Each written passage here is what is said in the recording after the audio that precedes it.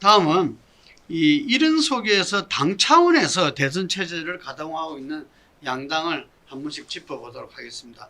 먼저 민주당 같은 경우에 송영길 지난 재보선 참패에 의해 송영길 당대표 체제가 나왔는데 좀 민주당의 좀 변신, 쇄신 좀 성과 있다고 보십니까? 성과가 별로 없다고 봐요. 예. 의심도 많이 제기를 하고 이렇게 여러 가지로 의욕적으로 했는데 예. 문제는 이 송영길 대표가 이전의 대표보다는 독자성이 좀 강화된 청와대 대한 관계에서 그건 뭐 있는 거는 같아요. 근데 지금 민주당에 제기되고 있는 운동권 출신들, 5.18 운동권 출신들의 가지고 있는 지금 사고나 정치에서의 한계들을 극복할 수 있는 새로운 가치를 보여주지 못하고 지금 흘러온 상태에서 그냥 이 대표 자체의 개성만 좀 강화하는 이런 방향으로 가는데 그 개성조차도 본인이 대권 후보가 아니니까 결국은 큰 의미가 없어지고 있다. 그래서 결국 저 한국 사회의 운동권 중심의 이 좌파 어떤 이 방향이 조금은 수정되지 않고 제가 봤을 때 객관적으로는 지금 국민한테 다시 이 선택을 받기가 어려운 상태인데 그런 내부적인 문제에 대한 자성이나 성찰 그리고 새로운 방향 모색 이런 부분들이 부족하다 이렇게 보이고요. 오히려 외부하고의 이 싸움을 강화하고 하는 부분에 적극적으로 더 매몰되고 있다. 그래서 송 자신의 어떻게 보면 긍정적일 때는 뚝심이 있기 때문에 이 뭐 청와대나 기존의 민주당 내부의 흐름에서 벗어나서 갈 수도 있는데 그런 긍정적인 효과는 좀 둔화되고 있고요. 이 어떻게 보면 지금까지 좌파 운동권의 고질적인 행태에 대한 뚝심만 드러나고 있는 그런 행태다. 조금 그건 걱정이 되는 상황입니다.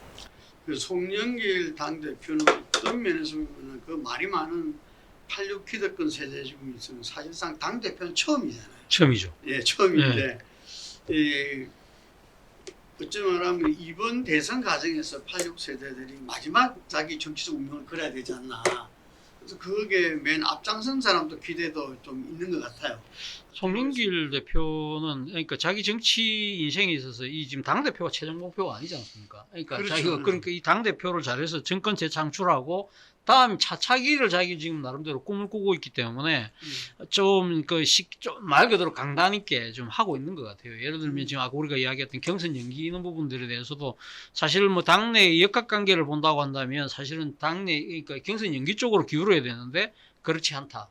그리고 또 조국 조국의 시간을 책 나왔을 때 기다렸다는 듯이 바로 조국에 대한 사과를 그냥 강행한다든지 그리고 또 지금 이 종부세 같은 경우도 2% 이게 대상자 2%라는 그러니까 비율로 지금 이렇게 세금을 과세하는 경우에 대한 상당한 비판이 있음에도 불구하고 이걸 밀어붙인다든지 투표했죠.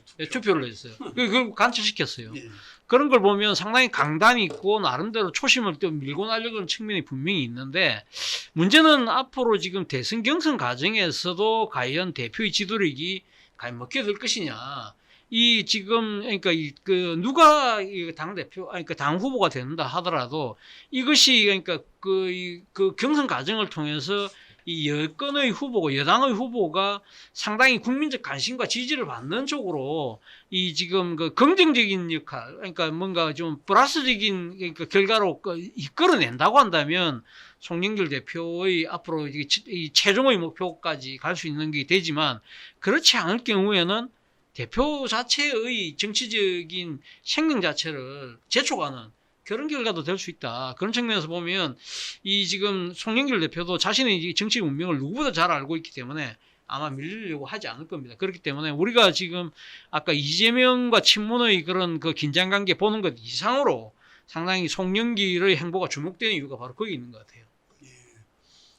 홍수님 어떻습니까? 그 송 대표 취지 이후에 정당 지지도는 조사에 따라서 좀 다르고 그렇던데 지금 어쨌든 추락세는 멈춘 거죠. 민주당이요? 네. 지금 추락세는 멈췄다 뭐 이래 볼 수는 있는데 사실 지금 민주당의 지지율은 당내 변수도 많이 작용하지만 당외의 변수가 많이 작용했습니다. 예. 소위 말하는 국민의힘 이준석 현상 당대표가 되고 이런 과정에서 이제 지지율은 정당 지지율이라는 건 상대 지지율이니까 그런 부분이 있었죠.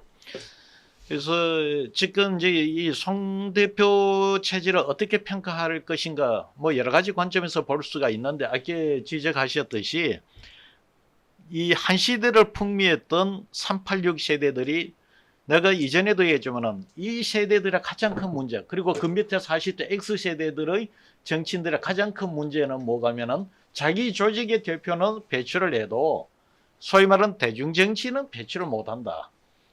근데 처음이잖아요. 386 세대가 그나마 당대표를 맡은 것도 처음이에요. 예. 그래서 이 송 대표가 당대표를 어떻게 수행을 하느냐, 성공적으로 하느냐, 안 하느냐, 못 하느냐가 향후 아까 이야기했던 386 세대와 그 밑에 X세대들의 이 대중적 정치로의 진출 가능성을 볼 수 있는 하나의 시금석이 될 수 있을 것이다. 근데 지금 이 송 대표의 경우는 현재 아직은 지금 아까 이야기했지만은 이 지지율로 정당 지지율로 당 대표의 지금 평가를 하기에는 조금 이르고 당 외부 변수가 너무 많이 지금 작용을 하고 있고 본인이 그것을 아직 대응할 수 있는 시간적 여유가 없어서 현재 나타나는 지지율 갖고는 이야기하기는 어렵습니다.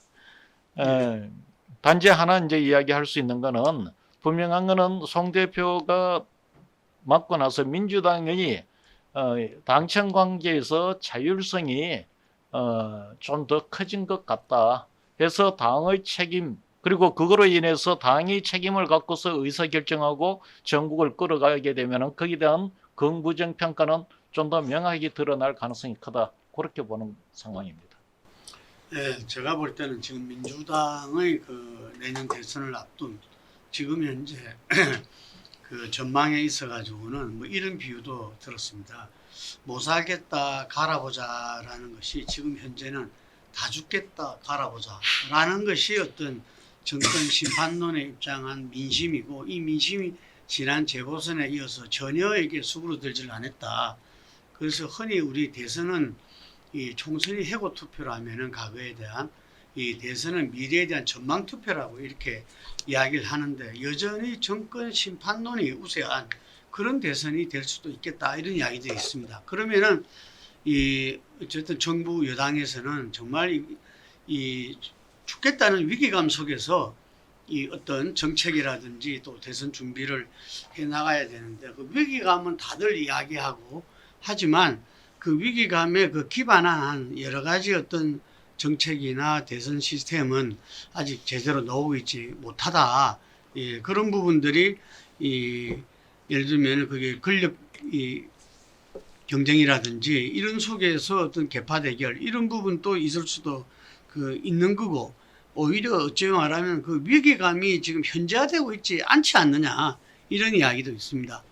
제가 최근에 들은 그 전반적인 어떤 내년 전망조사에서 지방선거도 지금 7대3 정도로서 야권이 우세하다고 합니다. 이게 수도권에서.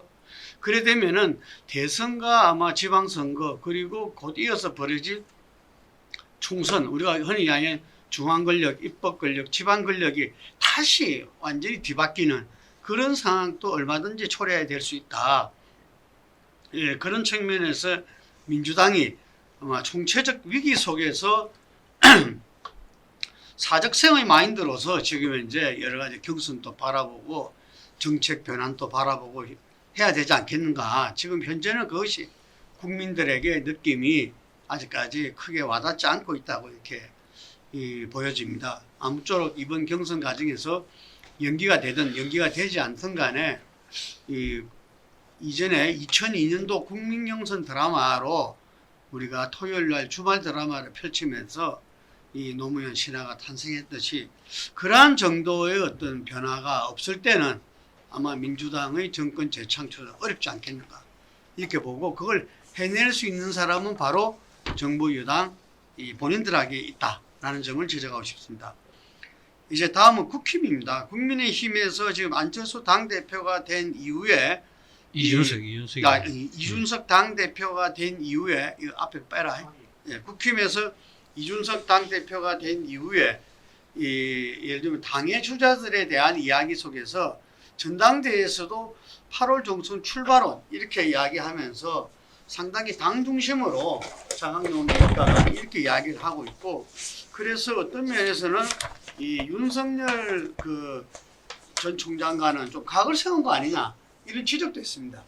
뭐 윤석 입장에서는 사실 윤석열 총장이 그러니까 지금 그러니까 이 국민의힘 전당대회 끝나고 나서 바로 들어오는 시나리오가 가장 바람직했겠죠. 그런데 그러니까 윤석열 총장이 계속적으로 뭔가 재고 거리를 두는 모습에서 아마 윤석 대표 입장에서는 자신의 이름으로 지금 지금 이야기되는 이 윤석 현상의 정치적인 힘을 빌어서 상당히 압박을 한 거고, 저는 이것이 어느 정도 좀 먹히고 있다. 는 생각이 듭니다. 그러니까 그렇기 때문에 윤석열 총장이 사실 자신이 생각했던 것보다 조금 더 빨리 6월 29일 날 정치 도전 선언도 하고 뭐 대변인 체제를 갖추고 하는 부분들이 사실 이 국민의당과의 그 힘의 기량작용 속에서 이게 작용 놓은 거라고 저는 생각이 드는데, 어쨌든 이준석 현상의 자체가 그러니까 지금 아까 우리 사회자께서 말씀하셨던 것처럼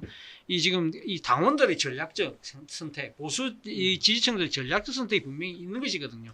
사실은 이준석이라는 걸 통해서, 이준석 당대표 체제를 통해서 분명하게 하고 싶었던 거는 탄핵의 강행을 건너야 된다는 거. 이건 분명히 하고자 했던 것 같아요. 그리고 또 하나는 이 당이 변화와 혁신의 모습을 갖춰야 된다는 모습은 또 분명히 아마 인식을 한 것 같고요. 그리고 이걸 통해서 민주당에게 상당한 데미지를 줄 수 있다. 정식 데미지를 줄 수 있다 생각하고 실제 데미지를 주고 있는 것 같아 보입니다. 그렇기 때문에 이러한 부분들에 봤을 때는 지금 국민의힘의 지금 이준석 체제가 아직까지 뭐 완전히 안정화되지는 않았지만 현재의 여러 가지 여건상으로는 상당히 좋은 국면으로 가고 있는 건 분명해 보입니다. 그런데 문제는 앞으로 지금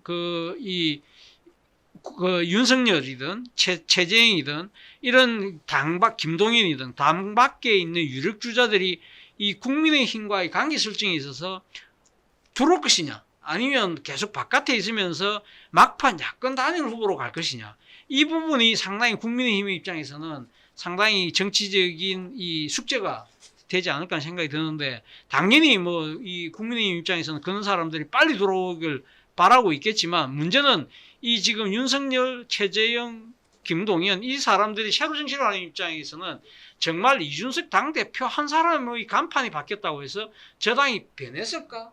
라는 그 확신이 서지 않는 이상 들어가기 쉽지 않다. 그렇다고 한다면 제가 생각하는 국민의힘이 좀 더 변화와 혁신이라는 부분을 구체적으로 실질적으로 보여주는 노력이 더 필요한 순간이 아닐까 생각이 듭니다. 근데 지금 국힘에서 이 대선 후보 경선이 4개월 전 같으면 11월 9일이잖아요. 네. 그럼 보통 전당대회 한 달 정도 전에 걸렸으니까. 그럼 10월 9일인데 왜 이준석 당대표는 8월 중순 출발론을 이야기를 해볼까요?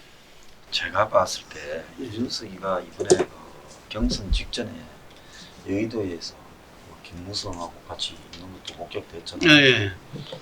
그 기억나십니까? 사람들이 기억이 잘 없는 것 같은데 2015년인가 보면 이준석이 음종환이하고 술자리에서 술 먹다가 이준석 배우가 KY다 해가 이준석이 거기서 음종환이가 저한테 듣기 싫은 소리 하니까 이제 뭐 메시지 주고 받다가 언론에 공개되니까 그걸 김무성이한테 가서 고자질을 했잖아요. 그래서 이준석은 유성민, 김무성 등과의 관계에서 뗄래야 뗄 수 없는 입장이라고 보고 있습니다. 이제 그런 입장에서 봤을 때 유성민, 김무성은 윤석열이 불편한 존재죠. 그러니까 어쨌든 지금 이준석이 당 대표지만 뒤에서 일종의 수렴 청정이 저는 있을 수 있다고 보고 있고요.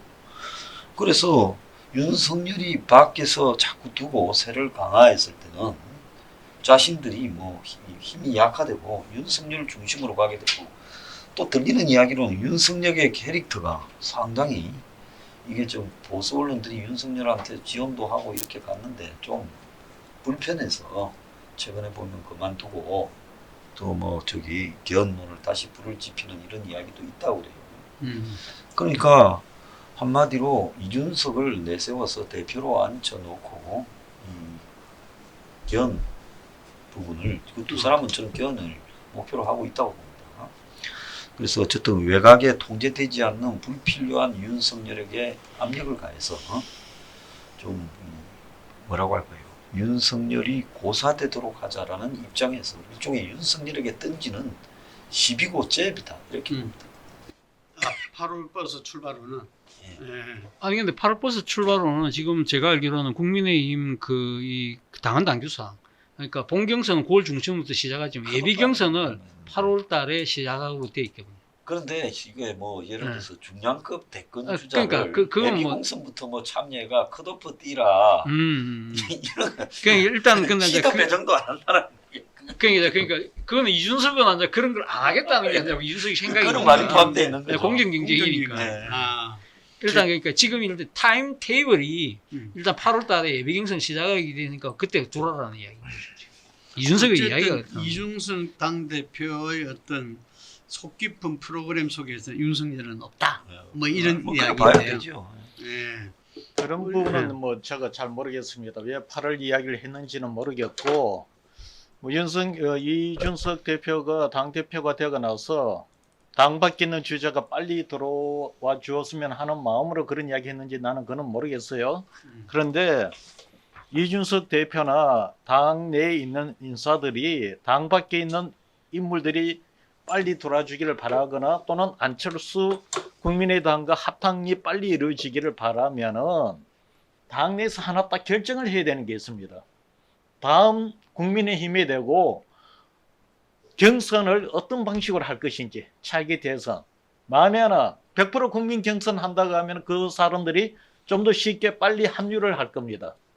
그런데 당원을 얼마를 넣든 당원 비율이 반영이 된다면은 그 국민의힘 당 경선은 대단히 복잡하고 합류하려고 하는 사람들로 봐서는 당내 세력이 없는 사람으로 봐서는 당원들의 그 비율을 그걸 공략하는 것은 쉽지가 않기 때문에 제가 볼 때 굉장히 판단을 어렵게 만듭니다. 아마 내가 볼 때 이준석 대표가 뭐 윤석열을 포함하여 당 밖에 있는 유력 지지자가 빨리 들어오기를 바란다면 들어오라고 할 게 아니고 적어도 국민의힘이 이번에 이 대통령 후보 당의 후보 경선은 당원을 반영할 건지 아니면 배제하고 100% 국민 경선할 것인지 그거부터 먼저 결정을 해줘야 당 밖에 있는 사람들 그리고 안철수 국민의힘 국민의당 대표도 결심을 빨리 하고 그렇게 할 수 있지 않겠나 이렇게 보여져요. 하여간 29일 날 그 국민들에게 본인이 그 가는 길에 대해서 이렇게 설명을 드린다니까 그 속에서 또 이렇게 이 국힘의 이준석 당대표의 또 이렇게 지금 굉장히 솔직하게 어쨌든 자기 입장을 그대로 이야기하는 거는 좀 신선하게 보여요. 이 기존의 여의도 정치에 대해서 뭐 다수의 국민들이 조금 이 거부 반응이 있잖아요. 불신하고 그런 부분에서 아주 그 부분을 상당히 이렇게 좀 다르게 차별화되게 하는 모습은 신선하게 다가오는 것 같아요. 그래서 이 부분에서도 아마 솔직한 또 이야기가 나올 것 같아서 그것도 한번 지켜봐야 되겠습니다.